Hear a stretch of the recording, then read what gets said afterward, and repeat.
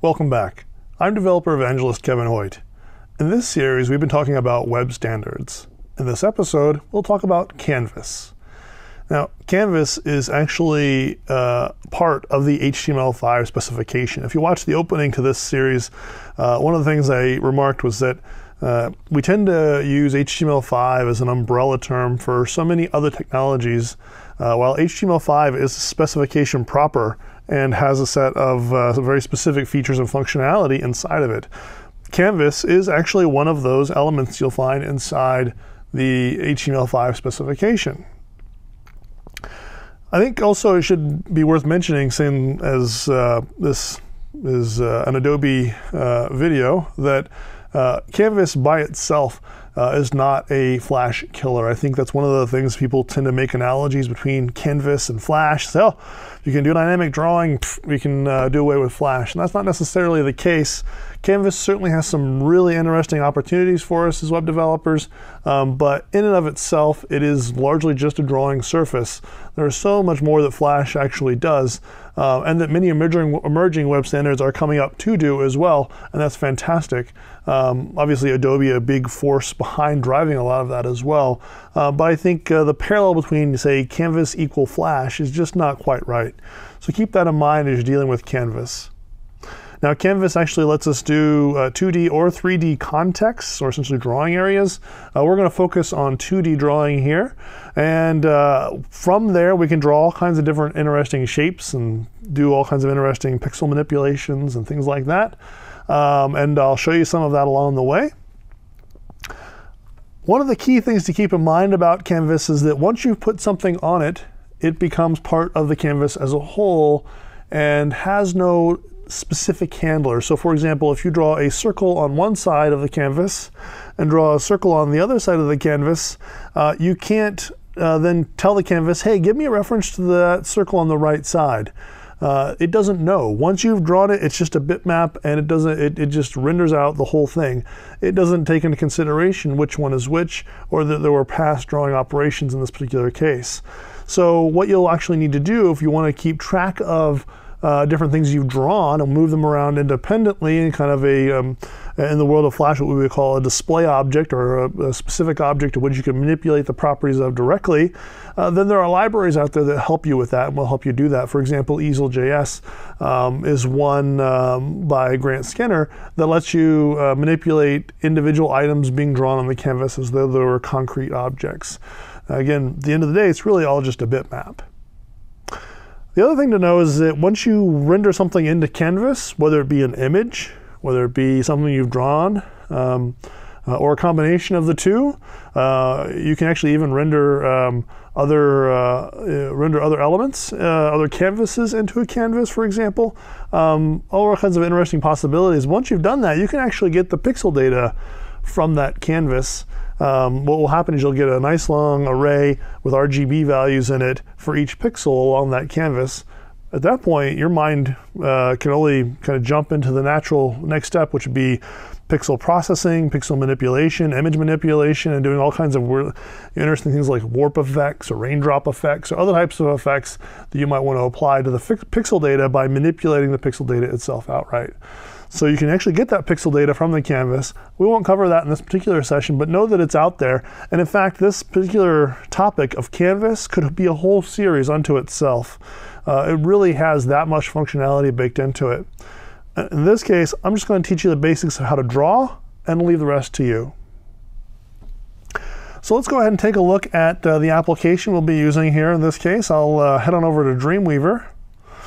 And we can see our HTML markup here. Not much to see here in this case. It is the only thing inside of our body is a canvas tag. And again, the canvas tag is specified by the HTML5 spec proper.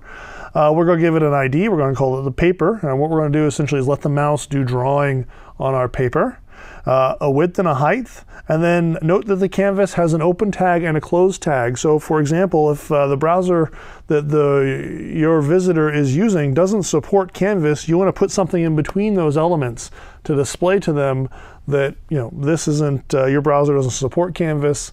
You can either tell them that, or you might choose to present some alternative combination altogether. So there's an open and a close tag there for the canvas. That's all that's going to be on our user interface. Let's take a look at the JavaScript code here and get a little bit deeper. Now, as usually the case with most of my applications, when the body is loaded, we'll call do load. And so on do load, the first thing I'm going to do is get a reference to canvas. Now, canvas in this case is a global variable, so that I can refer to it repeatedly throughout the life of the application. And we're going to refer to that ID called paper, and that's the canvas tag we had in our HTML file. The next thing I'm going to do is say canvas.getContext. Now, you notice there's no closing parens on this getContext call. The reason there's no closing parens is because we're just checking to see if that method even exists. So we said, hey, give me a reference to this element, and if this element has this method called getContext, then in this case it will return true and we'll be able to move on. If it doesn't, then we might want to put an else statement in this case to do something alternative, display an image, or work with some other technologies to present what you might have originally wanted to present. In this case, we're going to say, yeah, it's good. Canvas.getContext is there because we're all using modern browsers. And from there, we can go ahead and get a reference to the context. And so this is an interesting little thing to kind of catch yourself on for the canvas. The canvas is represented in the HTML page is an element. Is an element just like a div element functionally or any other type of element. The drawing surface is a property on top or inside of that object or that element called context. And the context is what allows you to do all the drawing operations. So if you find yourself coding in the beginning stages of working with Canvas, you say canvas.line2 da da da da.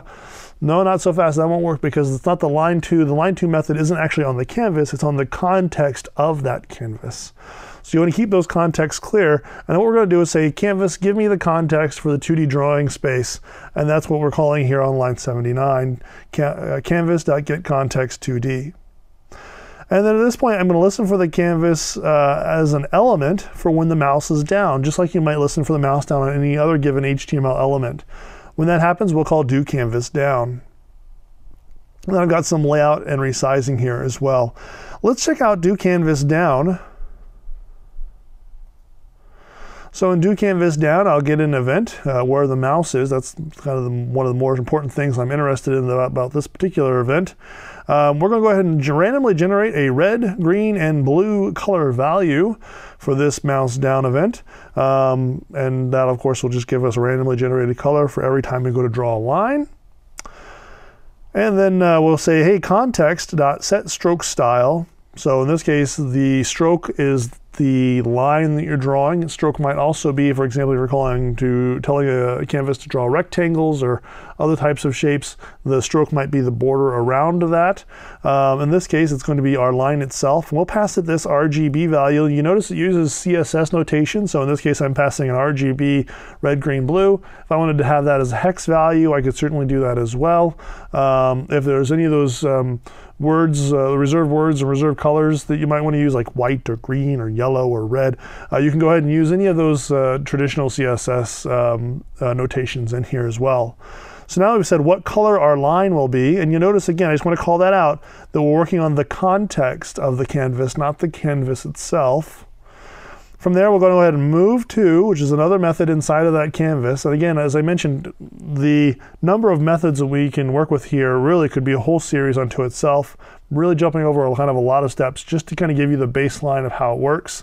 So we're going to use that move to method to move the pointer of where on our drawing surface over to where the mouse touched down inside of our canvas element. So we move the drawing pointer over to that point, and then the next line says, hey, begin a path. So essentially keep track of where the next points and next calls to the context occur so that we can go ahead and stroke that in this particular given color.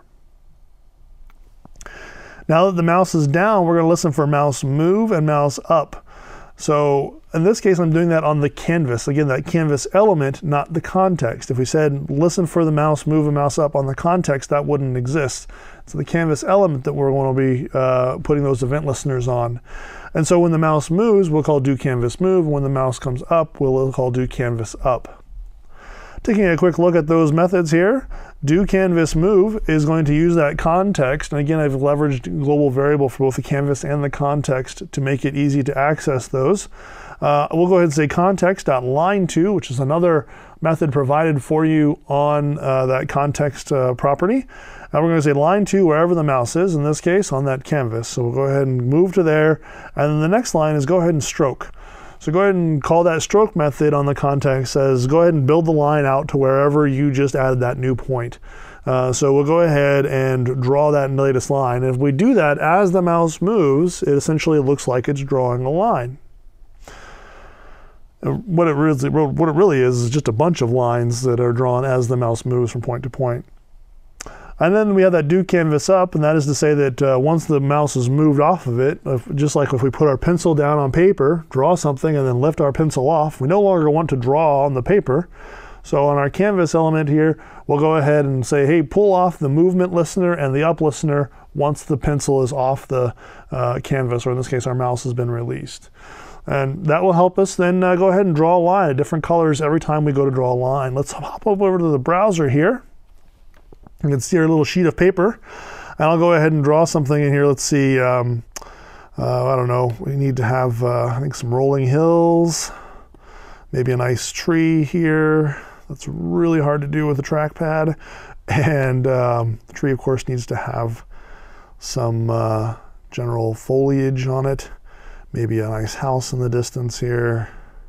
All right, put a roof on it. So you can see what it's doing is tracking my mouse movements, drawing lines and changing the color each time I draw it, which is happening again on the context, and then going ahead and calling that stroke every time I move my mouse by drawing a line to it. From here, again, there are many, many other things you can do with it, like, for example, draw rectangles and ovals and other kinds of interesting shapes. In fact, I've actually got a little shape example over here, all kinds of different shapes. Now, many of these shapes are not actually part of the specification. These are me doing the math to draw the shapes using the provided Canvas APIs.